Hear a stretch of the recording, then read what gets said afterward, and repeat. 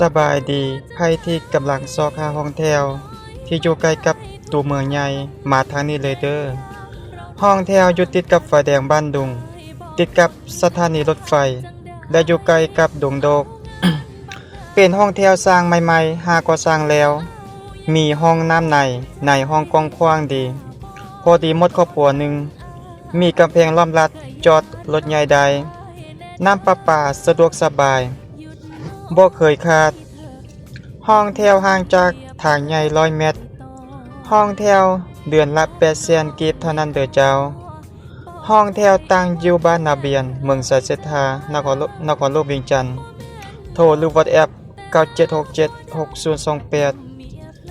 9344 860